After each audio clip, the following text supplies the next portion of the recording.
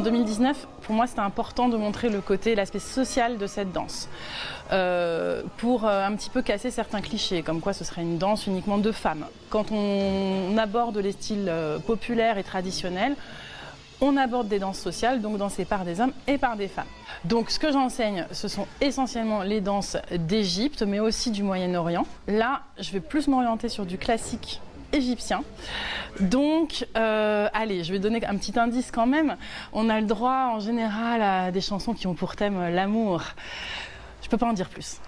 4 temps pour les installer, 5, 6, 7, 8, tu chantes. On vient de prendre le cours de danse orientale, aussi débutante, mais on adore. C'est accessible à tous les niveaux, c'était fantastique. Elle a fait des nuances, des explications historiques. Je savais pas que je pouvais bouger mes hanches de cette façon. Non, c'est hyper sympa et elle est fun en même temps, elle est hyper attentive aux détails, c'est génial.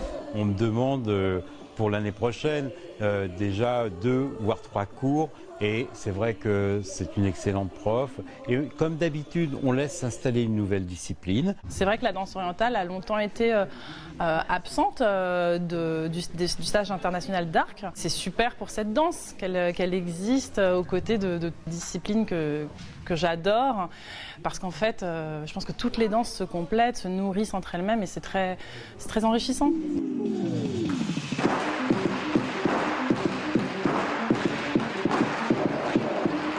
À la maison ici, on connaît plein de gens, alors il y a plein de nouvelles personnes, c'est ça qui est génial, mais il y a aussi des anciens qui reviennent ou qui viennent prendre des cours, c'est génial. Même moi, en fait, j'essaye 3 ou 4 disciplines après mes cours, quoi. On compte plus quand on vient d'Arc, mais c'est en tout cas plus de 20 ans, 22, 21, peut-être 23, je sais pas.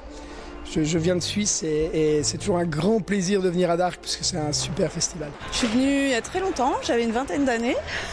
J'ai fait le stage 2 ou 3 fois quand j'avais 20 ans. Et puis je suis revenue il y a 5 ans avec ma mère et mes enfants maintenant. C'est un plaisir partagé, on a donné le goût aux enfants qui maintenant ont tous envie de faire le stage eux aussi. Plein d'émotions parce que moi je connais très très bien les parents et Eric, voilà, nos enfants qui veulent pour la première fois faire le stage. Donc ça, c'est génial quelque part. Il y a un attachement à cette manifestation qui est très très fort. Je persiste et je signe. Dark fait partie de l'ADN de notre ville, de l'Inde, de la région centre. Quand on voit cette chaleur humaine qui se dégage, il se passe quelque chose, c'est évident.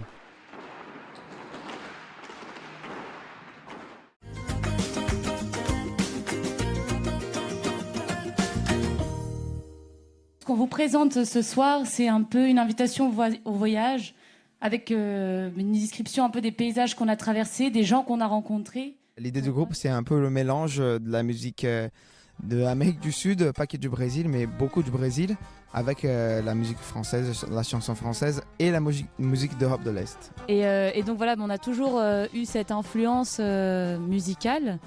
Et en fait, on a continué avec ce trio de porter cette musique.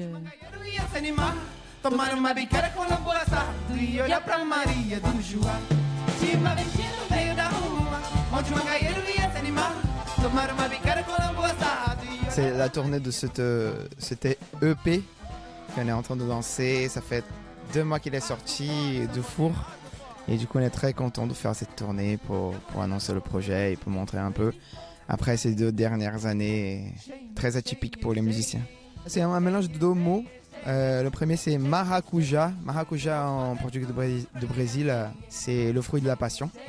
Et ça veut dire aussi le fruit qui est servi en lui-même. Et brasa, allez, ça vient de braise, ça nous rappelle un peu le nom du pays, du Brésil, qui vient de là aussi, la même origine.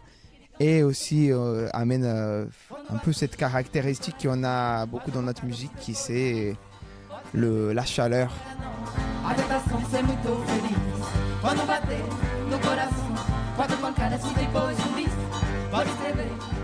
À Dark, j'ai déjà vu des concerts de Dark Place Voltaire, ça oui. Mais Dark au pays, cette année, c'est la première fois. Et ça paraît sympa, puis je ne m'attendais pas à ce que là, je pensais que la fanfare allait jouer un peu dans la rue comme ça, et je vois que c'est sur scène, donc ça me paraît bien, quoi. C'est important parce que c'est pour tous les ruraux, ils n'ont pas beaucoup de distractions, choses comme ça, donc tous ces personnes âgées ou moins âgées, au moins profitent d'un spectacle gratuit, puis qui qui est sympa quand même. Et moi j'aime beaucoup les lieux de convivialité parce qu'il faut se parler beaucoup aujourd'hui.